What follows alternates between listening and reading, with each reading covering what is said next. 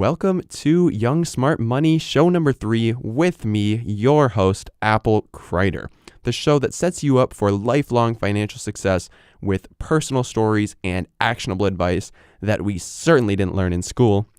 In this show, I'm going to be providing the framework and practical steps that will allow you to secure a significant income before you even graduate by doing things that you love to do already. I am currently on this path, making about $3,000 to $4,000 every single year from both side hustles and passive income, and I can tell you that it is a pretty fun and rewarding path to be on.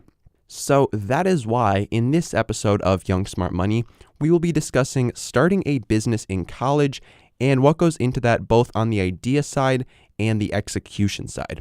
Now, I'm really excited for this entire episode, but maybe the most valuable stuff, at least in my opinion, is going to have to do with marketing your business and getting your name out there. So be sure to stick around for that. I've had a lot of fun experimenting with creative and fun ways to sort of get my name inside of people's heads. So I'm really excited to share that with you guys in this episode. But first, we're going to have a quick message from our sponsor. This episode of Young Smart Money is sponsored by $100 and a Smartphone, a free online course that I created to walk college students step by step through investing their first $100 in order to create passive income. Have you ever thought, hey, I want more money, but I don't want to have to work more hours to get it? Well, these 45 minutes of video lecture content within $100 and a Smartphone will answer all of the most common questions I am asked about starting to invest, such as what is a stockbroker, and how do I find an investment that best balances my risk tolerance and desired rate of return. After completing this course, you will have the skills and confidence necessary to embark on a lifetime of investing to ensure that your money is working for you and you are not working for it. For more information, head over to applecrider.com/course.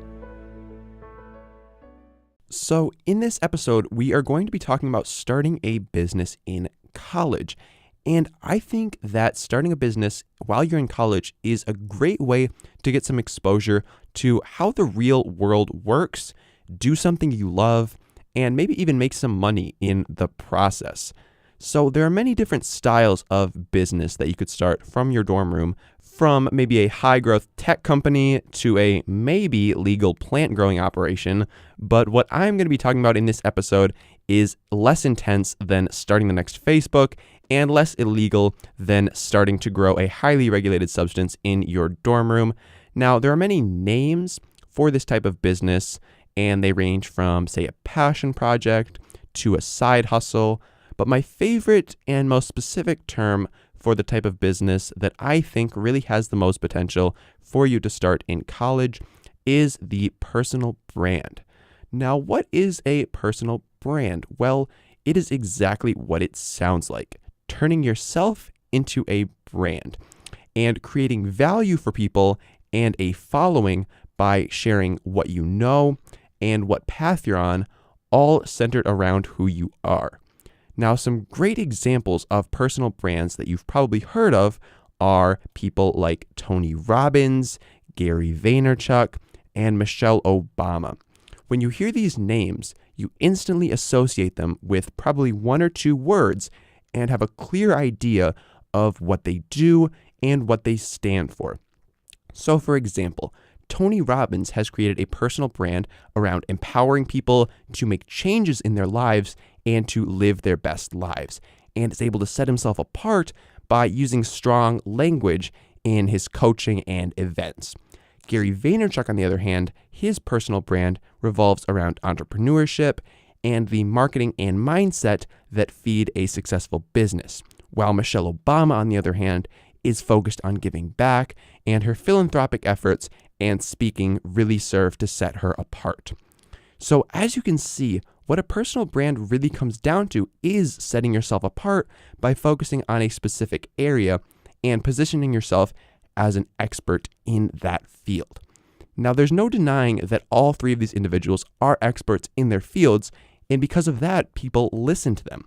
With the massive reach that anyone with internet access can achieve, it has never been easier to establish yourself as an expert and to gain an audience of people willing to learn from you, and if the value is there, willing to pay you. So now that you have the basics for a personal brand down, let's talk specifics. So the 4 main things that we're going to cover when it comes to personal brands are the idea, the location, the marketing, and how you actually go about capturing value. All right. So first, let's start off with the idea. Now, this is where most people get caught up, but you really have to take a step back and realize that ideas are really just a dime a dozen. You can come up with ideas all day, but until you take that first step, you don't actually have anything. But what makes a good idea to begin with? Well, really what you need is a niche. And this isn't going to be something like sports or cars, but it's going to be something specific for a specific group of people. If you haven't heard the quote, "The riches are in the niches" before, it is such a very true quote, because if you don't focus in, if you're not specific on who you're serving, you're going to end up serving nobody. Because when people are on the internet, when they're looking for information, they're not just looking for some generic source of information. They're looking for somebody who is an expert, because people have questions, they have concerns or needs that they want resolutions to. And if you can provide those specific resolutions, you're going to build trust, you're going to build loyalty, and you will build a base of people who frequently come back for more information because they know you are the expert in this field, you're the expert in this niche, and they know that whenever they have questions about this specific topic, that you are the person to turn to. But equally, if not more important than picking a specific niche and getting a very specific topic, it really has to be something you like to do. If you decide to start a business doing something you don't like to do, obviously it's not going to be super easy to stick with that in the long term, continue to be motivated, and continue to provide a ton of value for people.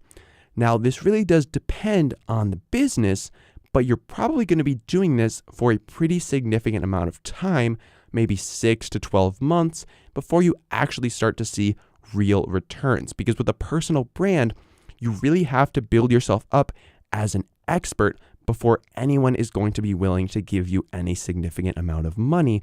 And the best way, in my opinion, to establish yourself as an expert is to give out a ton of information for free, because then people can start to trust you. They can start to realize that, hey, this person actually does know what they're talking about. And then once you have warmed them up as somebody who trusts you, who likes you, then you can start to potentially sell something to them if that is something you want to do. If you have a product or service that is going to provide a ton of value for this person, then you can begin to make a profit in that way. But where do you actually find ideas? So like we said, ideas are a dime a dozen. Anybody can come up with ideas, but where do you find those good ideas that will make a good personal brand or just a good business in general? Well, what I did when I wanted to establish myself as a personal brand is I made a list of 5 things that I like to do, and I would recommend that you actually do that as well. So grab a pen, grab a piece of paper, or just pull up the Notes app on your phone and make a list of 5 things you like to do already.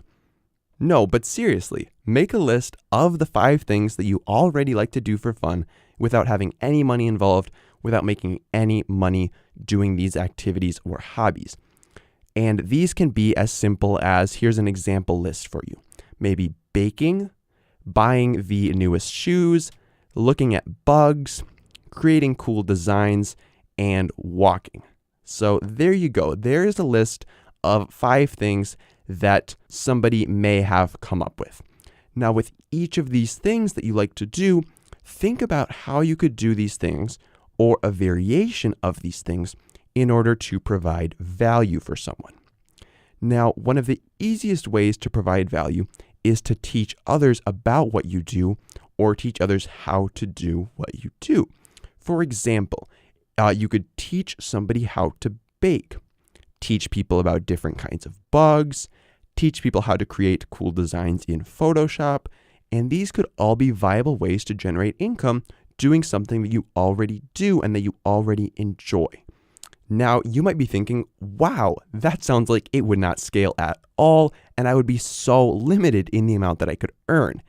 And to that I say, slow down there. There are definitely ways to teach that do not scale well, and where you, as the educator, serve as the primary bottleneck to the business. But there are also many ways to teach to a large group of people without being limited by a hectic schedule or lack of free time, which we're going to get to in just a couple of minutes. Now, another way to provide value is to provide a service for someone. Some people are not looking to learn a new skill and are just looking for a product or service to be provided without much effort on their part. And to that I say perfect. In this case, coming back to our examples, you could sell baked goods to student groups for their events. You could flip shoes on eBay, or you could sell your Photoshop designs to businesses on a platform like Upwork or Fiverr. Now, so far, none of this information has probably been life-changing. I mean, you probably could have figured out that if you walk your neighbor's dog, you could make some extra money. But the thing that will make the life-changing difference is taking action. You can listen to podcasts or watch YouTube videos or read books about making money and starting a business, but until you really put yourself out there and try something, you severely limit the amount that you're able to learn. And the first step toward taking action is to test your ideas. So how do you actually go about testing your ideas to figure out if you have a good idea or not? Well, the best way, in my opinion, is to ask people, because eventually you're going to need people to give you money if you want to start a business. So you better ask those people if they think what you're doing is a good idea and if they might be willing to pay for that. So one of the best resources for asking people whether they think you have a good idea or not is social media. Now, there are so many entrepreneurship or niche specific Facebook groups that you could join and talk to people there who could give you feedback on your ideas, help you refine them, and help you establish whether or not this idea has merit going forward. Additionally, you could just talk to your family and friends. So even though your family and friends probably won't give you the most unbiased opinion on your business idea, they still could be a good place to get some early feedback on whether or not they think what you're doing is viable or not. And even the person sitting next to you in your psychology lecture could be a great resource for you to turn to and just say, hey, I'm thinking about starting a business selling baked goods to student groups for their events. Are you a part of a student group? Do you think your group would have any interest in this? And just put yourself out there and see what kind of feedback you get. Additionally, if you're really outgoing, you could even set up a table in the middle of campus and just ask people who are walking by if they'd be interested in your idea at all.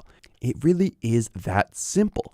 But you have to be careful here because people will lie to you.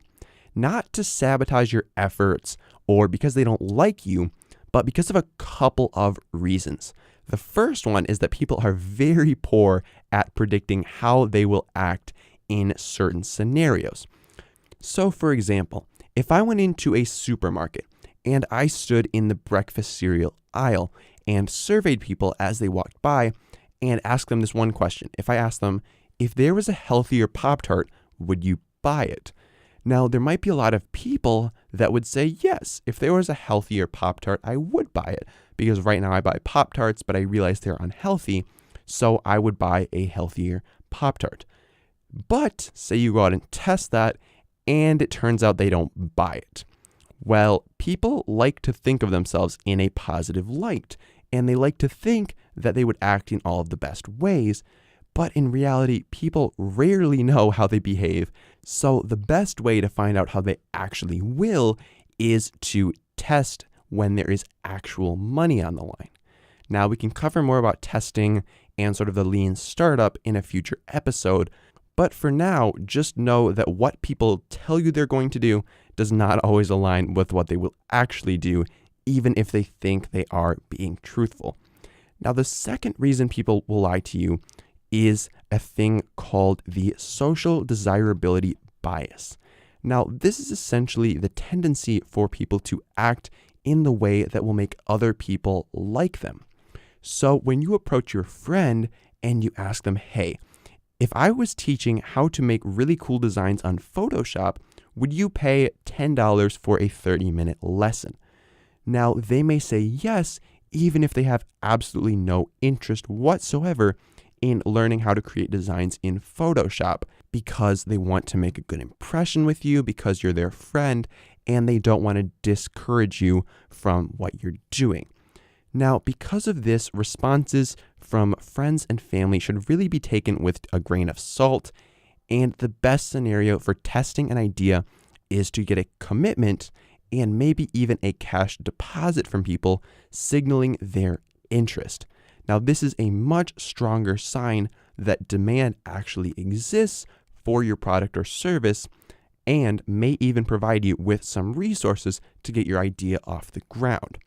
This is sort of like the Kickstarter approach, because in the best case scenario, you end up with committed buyers and money to start going to work with. And in the worst case scenario, you realize the demand isn't there, so you just give people their money back and you move on to find a new idea.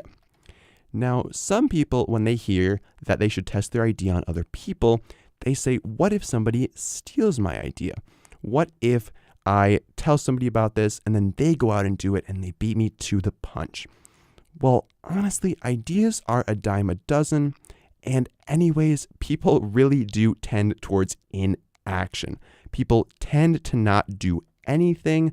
And because of that, even if you have a great idea, the chance of anyone stealing your idea is honestly quite low, because people tend not to do anything, even if they have an idea presented to them, all packaged up. People just tend not to take it. Now that you have an idea, you really have to figure out where you plan to pursue this idea. And when it comes to different avenues for pursuing your idea, you really do have a lot of options.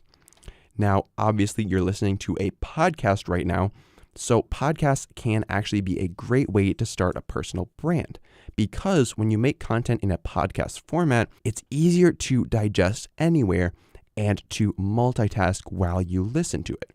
So personally, I listen to podcasts all the time. I listen to them walking to class. I listen to them at the gym. And there's just so many different places where you can listen to podcasts while you're doing something else. And this isn't really an option that's available for a lot of different formats of content. This makes podcasts very attractive for especially younger generations who are always doing multiple things at once and don't really have the attention span to read an article or sit down and watch an entire video. Now, the downside to podcasts is that they are a lot harder to convert traffic with. So what I mean by that is when somebody's listening to your podcast, like we said, they're probably doing something else. So it's hard to get them to, say, your website or a YouTube channel or any other place where you could continue to build a relationship with them, because at this moment, they don't really have the bandwidth to do something else, to follow up on your website.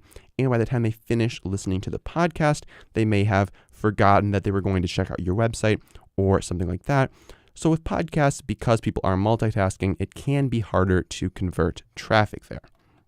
Now, the next option for where to pursue your personal brand is through a blog. And this is sort of the classic place where personal brands really cropped up with bloggers. So with blogs, you really have a lot of time to script, to think, to edit, and then to refine your posts. So these can really be well-crafted things that you put a lot of time into, and it really makes you less vulnerable when you use a blog, because you're sort of shielded. You're not putting yourself in front of people in, say, a video or a podcast. So it's sort of a safer space because you're shielding yourself to that criticism, and people are less able to directly criticize you when you are just providing them with text instead of, say, an audio recording or a video. Additionally, with a blog, it's going to be a lot easier to monetize your audience. You've got a lot of options here. The most simple of which is to just include ads on your blog. And this is really easy to integrate with Google. So if you want to start monetizing something quickly, then a blog may be a good option for you. But it can be a lot harder to get traffic to your blog because the attention span of especially young people is waning by the day, and people don't really want to sit down and read a 1,500 word blog post. They're much more inclined to listen to a podcast or watch a YouTube video for the same information. Additionally, with a blog, it can be a lot easier to build, say, an email list because people are already online, they're already on their computer or their smartphone, and they're a lot more accessible for you to sort of get into your sales funnel and get them onto your email list. Now, another option could be to pursue your personal brand in person. Now, doing this really does take a lot of confidence and a lot of knowledge, but it does serve to build great relationships and credibility. So you really do need a ton of confidence to be able to stand up in front of people and sort of tell them about what you do and why and how, just because you're really opening yourself up to a ton of criticism and potentially questions that you may not have the answer to. And for some people, that can be really tough to deal with, saying, I don't know, in front of a lot of people. So if you're able to do this effectively, you can build great relationships with people because they're going to see that you really do know what you're talking about, and you can build that credibility very quickly. Now, this can really help you convert people into customers very quickly because they will start to trust you much faster than if you were to just create YouTube videos or podcasts. However, it's not very scalable. You can't be in more than one place at once, and holding events, there is a limited amount of people that could be there. It's hard to get people to show up. So it's really not very scalable to just pursue an in-person route of creating a personal brand. Now, this last channel is really my personal favorite, and that is starting a YouTube channel. Now, starting a YouTube channel is so versatile. There are so many different things that you can do with a YouTube channel to create your personal brand. So just a couple examples of some of the options that you have. You could choose to be either in front of the camera, you could do animation videos, you could do screen sharing of your computer with, say, a voiceover. There's really so many options that you can pursue with a YouTube channel that allow you to pick the means of transmitting information that best suit the content and that best suit what you're comfortable with. So you really don't have to get in front of a camera if you don't want to, and you can even use voiceover so that you don't have to use your voice in your videos. Additionally, on YouTube, you can choose to either make entertainment content or teaching content. So you can teach people how to do something, or you can simply provide entertainment. YouTube videos can also be scripted, or you can just take them on the fly. So you can just stand up in front of a camera and just start talking and put that on YouTube, and you're instantly in front of over 2 billion people who regularly use YouTube. Now, this is so powerful to just have this audience in front of you. And if you play the YouTube game right, if you play your cards right, YouTube will actually put you in front of a ton of people who can get exposed to you, to your brand, to what you do very quickly. And if you're providing good value, then YouTube is going to see that, and they're really going to promote your video to the most people possible. YouTube videos can also convey excitement a lot more than, say, a podcast or a blog can, because you actually can see this person if they're on camera, and you can really relate a lot more with them. That also makes it feel more conversational, like you're actually talking with this person instead of just listening to them or reading what they wrote on a blog. Additionally, YouTube videos can also be highly digestible like a podcast if you create YouTube videos that don't rely heavily on visuals. Therefore, people can listen to them while they're doing something else, again, similar to a podcast. If the audio stands alone, then YouTube videos can also serve as sort of like a podcast type vehicle. And honestly, I really do believe that everybody does have something to say, and everyone has something to say that could benefit others. And YouTube is just a great channel to make your voice heard on, because you do have access to all of those people who are on YouTube on a regular basis. Now, here's the part that I was looking forward to the most, and this is about spreading the word. So how do you get people to know about what you're doing, what you're up to, and just drive people to be curious about you and to learn more about you? Well, this is personally where I've had some of the most success, and I've had a host of people tell me that I really do have a knack for getting my name in people's heads. But I mean, with a name like Apple Crider, how much credit can you really give me? Well, here are the things that I have done firsthand that I feel can really benefit you in getting your name out there.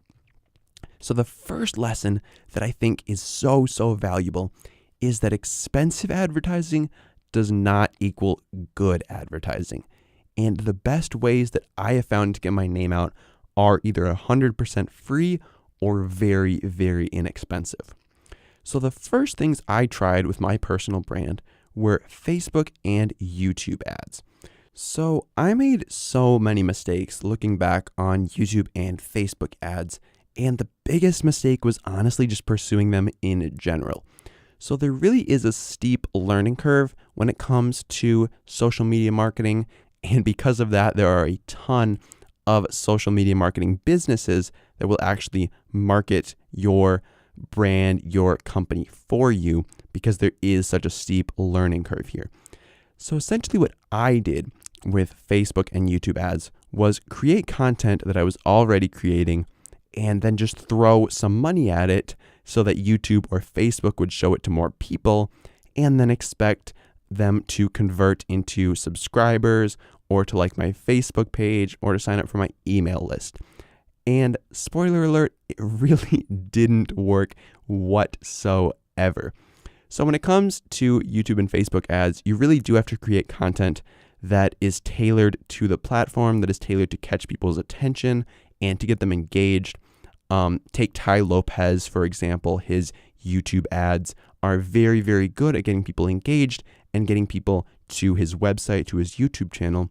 Mine, on the other hand, were just normal YouTube videos that I was putting in front of other people's YouTube videos, and it really didn't turn out too well.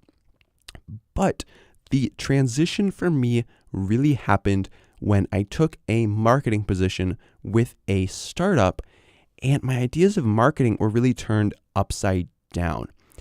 So this startup that I was working with is called Mucho, and essentially it's an app for college students to save money on their groceries and their dining out by getting rewarded for spending money at the grocery store with some points. You can redeem these points for grocery store gift cards, and that's essentially the premise of the app.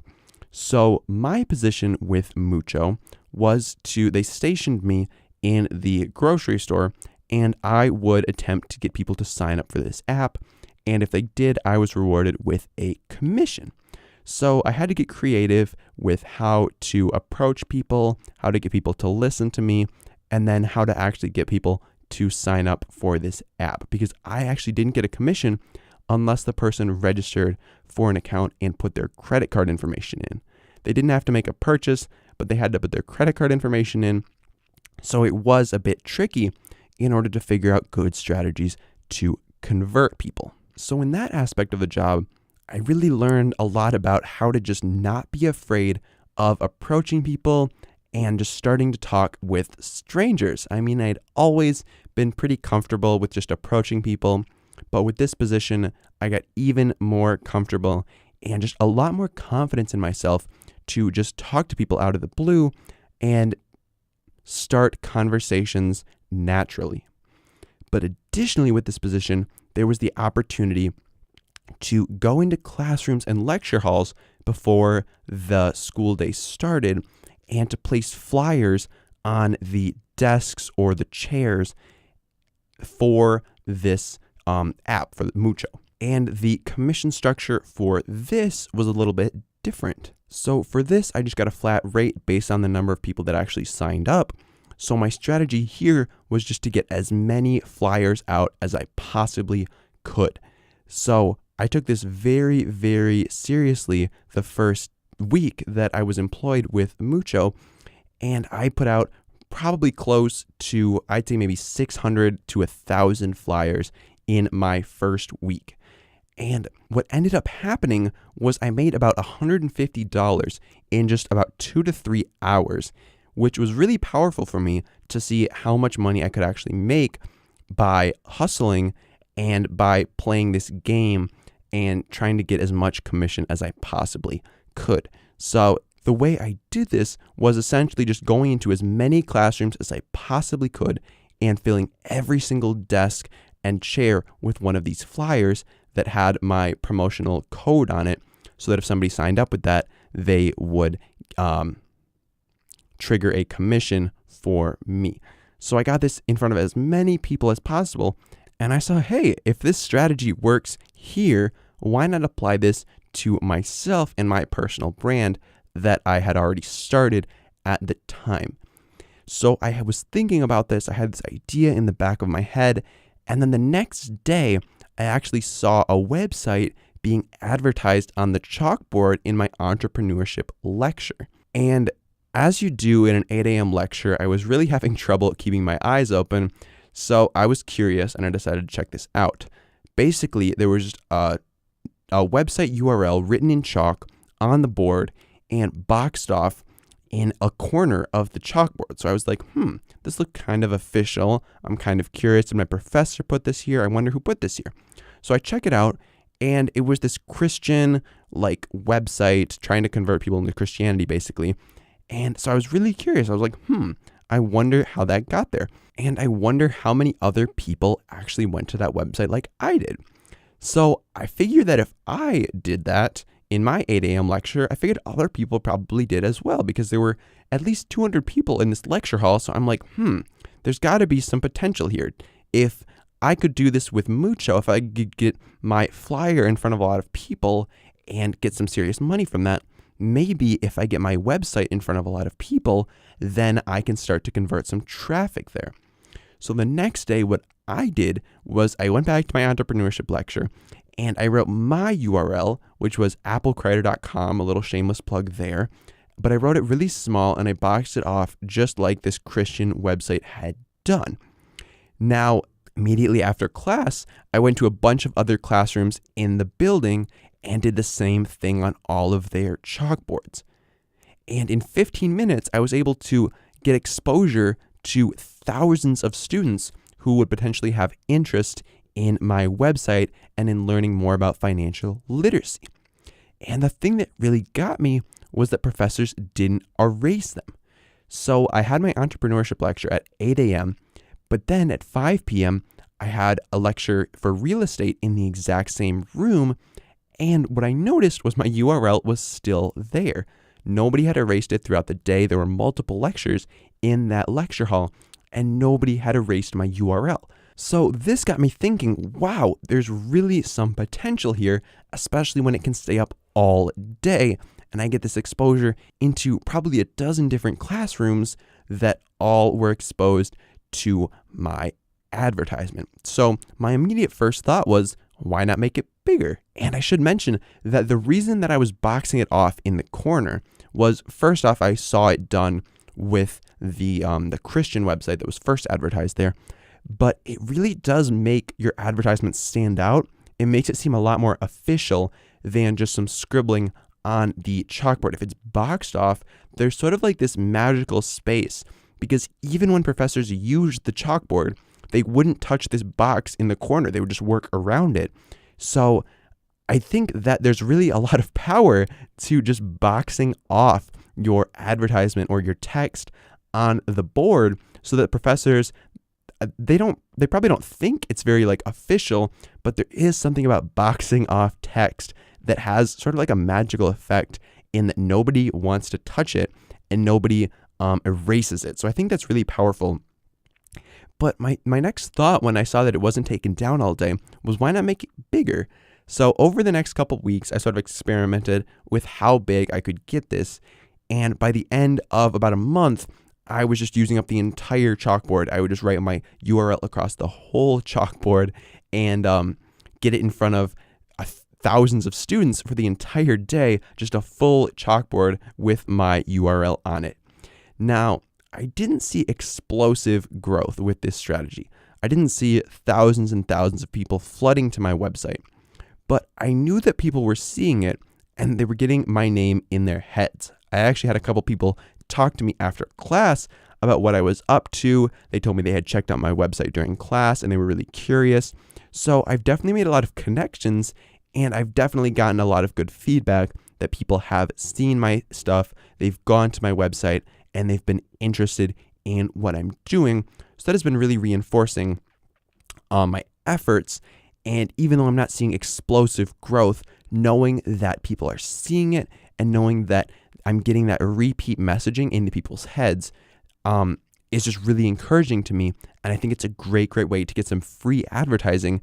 And it's been a lot more effective than either Facebook or YouTube ads, at least for me. Now, chalkboards are great, but I was thinking outside is where all the students are, because currently I was just doing this in the business school lecture halls. So I was like, I definitely want to get exposure to students outside of the business school because this is only a small fraction of all of the students here. So how do I get my message outside? Well, my first thought was chalk, because again, I was writing on the chalkboard. So why not just chalk outside? So what I did is I ordered 100 pieces of rainbow sidewalk chalk off of Amazon for $10. And I just started writing my URL, just started writing applecrider.com all across campus. I would write it on sort of the center of campus. I would write it on the stairs. I would write it in front of classrooms, and just all the sidewalk all over campus. I would write my URL. And I started doing that for a while. And then I realized, maybe people are seeing this URL and they're like, cool, Apple Crider. I bet this dude sells like apple cider or something. Like, what does this even mean? And people just weren't interested because they had no idea what I even did. So then I started writing what I do next to it. So I would write like financial literacy or credit cards or learn how to invest, just stuff like that to give people a quick idea of what this website was actually about. And that started having good results for me. But then I decided to use multiple colors because I had this rainbow chalk, and I figured using multiple colors would be a great way to catch people's eye.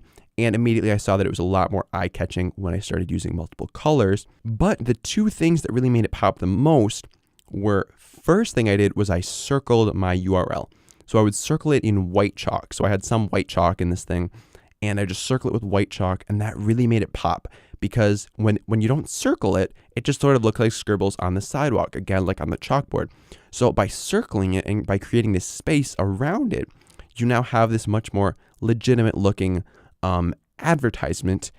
And another thing that I saw other people with sidewalk chalk doing for like their clubs was they would draw a little arrow pointing at, in this case, my URL, and they would just write "look" with an exclamation point. So I started doing that next to all of my chalk, and I would sort of write the "look" in front of like the door to a building or some place where I figured a lot of people were looking, and then it just directed them to my URL. So by the end, I just had this huge like piece of sidewalk art in front of so many different classrooms and all over campus. And I was getting a lot of feedback as well from people who I knew who were saying, "Hey, I saw your stuff." So I definitely knew that it was getting recognized, that people were seeing it, and that my name was getting farther and farther ingrained into their heads. Now, the next strategy I took to get my name outside was posters. So in the downtown area of Madison, there are these big, tall, I don't even know what they are, but they're just these metal structures that people advertise, usually concerts, but also just like ways to like jobs and stuff like that. So there's just these metal structures that you can tape up posters on, and they're right in the middle of the street and they're right in the middle of the sidewalk. And I always look at them, so I figured other people probably look at them too. So I started to put posters up on there. So my strategy with posters was I really only spent about $8 for about 60 posters. So I just made a PDF of a poster on canva.com. It's a great resource for designing really anything from logos to posters to infographics. Would highly recommend that. But I just designed these black and white posters with different slogans. So anything from financial literacy for college students to get money smart to learn how to invest. Just simple little slogans that popped in really big font. And I made these posters black and white in order to save money on printing, actually, because with my school, you can print a sheet of black and white for 7 cents or a sheet of color for 60 cents.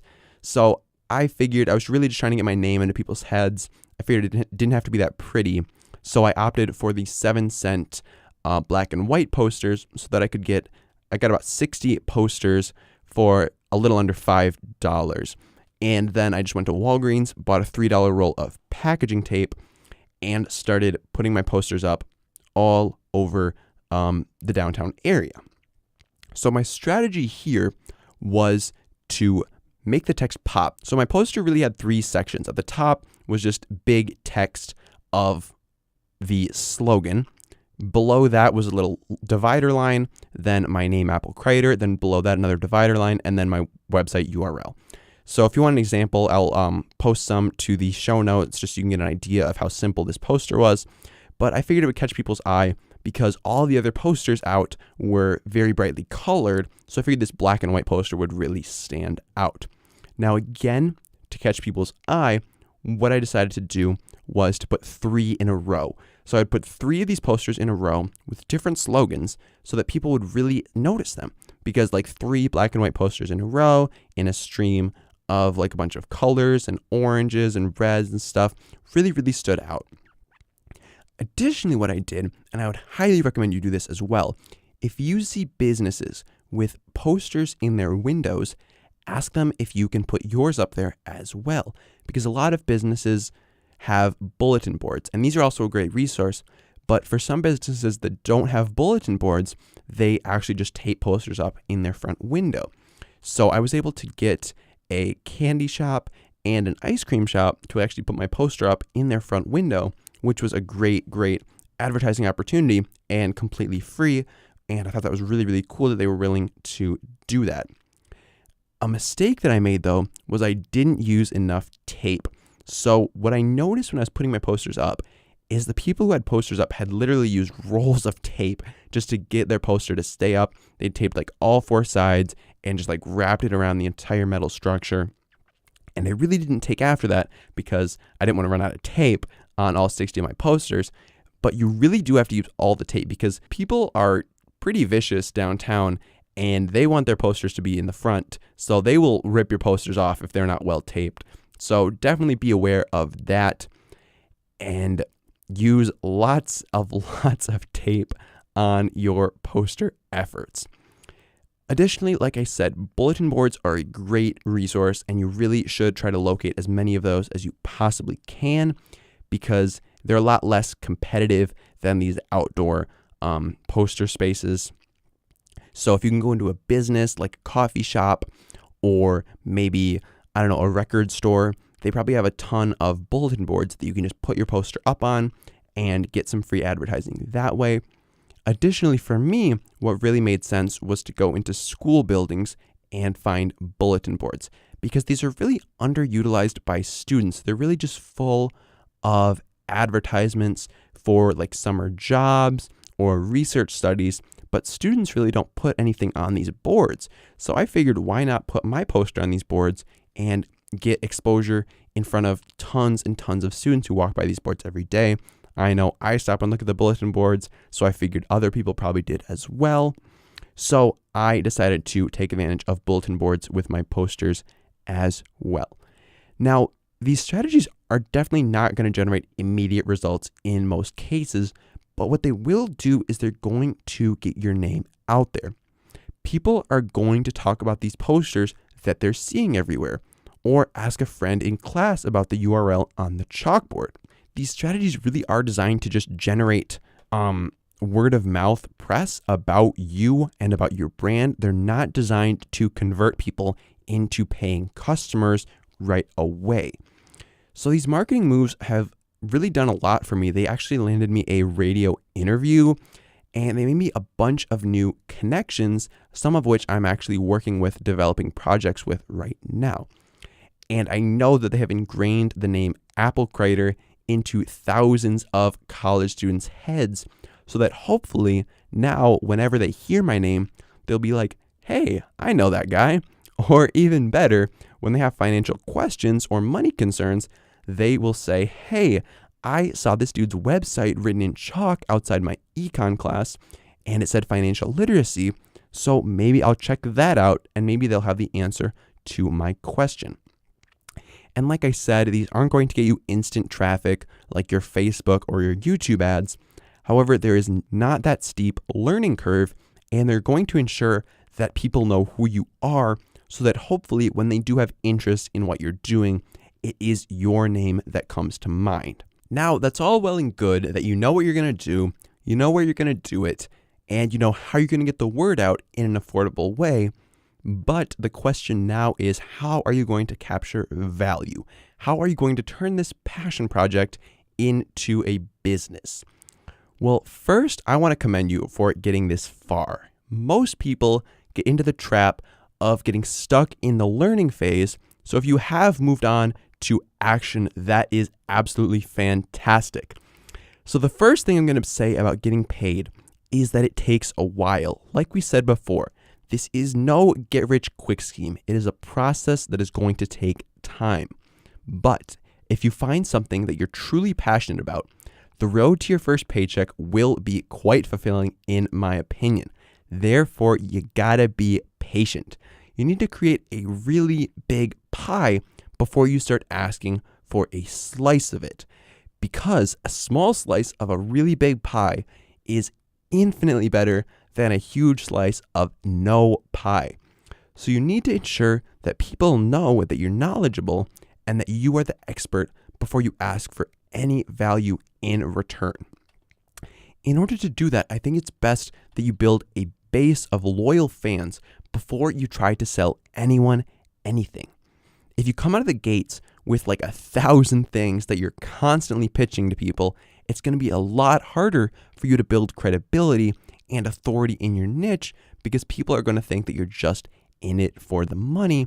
And if you're not actually providing that value, you're not building a relationship with these people, it's going to be a lot harder for them to trust you. So to recap, what do you need to do to start your own personal brand in college? Well, it's not a lot of money or thousands of Instagram followers. In fact, you really only need 4 things. You need an idea, you need a place to share that idea with people, you need a way to tell people about what you're doing, and eventually a way to start extracting some value from the transaction for yourself, if you indeed choose to monetize your personal brand. So now that you have the tools, find an idea, run with it, and fail fast. The faster that you realize an idea isn't going to work, the faster you can start on another great idea and start creating something amazing. And for our money pun of the day, I used to know this CEO who regularly dropped brownies on his calculator. He was caught trying to fudge the numbers. Next week, we'll be looking at the impact of saving money in college and how to save thousands every single year. If you can't wait until then for your next hit of financial literacy content and money skills, you are in luck. I've got a load of free resources just for you. The first of which is applecrider.com, where you're going to find the show notes for this episode at applecrider.com/003. Additionally, I've got a new course called $100 and a Smartphone, all about investing your first $100 as a student from the convenience of your smartphone. And lastly, Apple Crider on YouTube is where you can find about 150 of my daily YouTube video uploads on similar content as this podcast, just financial literacy from credit cards to investing to budgeting and everything in between. And I would just like to thank you for checking out Young Smart Money with me, your host, Apple Crider. And before I go, I'd like to challenge you to find a way to make $5. Sounds easy, right? But here's the catch. It can't be from a job. and it has to originate from something that you're currently doing just for fun. So if you currently collect shoes, head on over to eBay and flip yourself a pair of shoes. Or if you take pictures, find a friend or family member that needs pictures taken and will pay you for it. If you like dogs, this could be as simple as walking a dog for a neighbor for a couple of dollars. But I really think it is crucial to take this first step, even if it is a small one, because it really shows that it is possible to begin generating a source of income from something that you already really enjoy doing and would be doing even if you weren't getting paid. Because, in my opinion, this is where the vast majority of side hustles that will be successful long-term come from. And then don't forget to let me know where you made your first $5. Anyways, guys, don't forget to subscribe and leave us a review on iTunes. I would really appreciate it, and it really does help out beginning podcasts to get those early reviews. And I will be highlighting reviews and feedback in the next episode. For Young Smart Money, my name is Crider. I'll see you next week.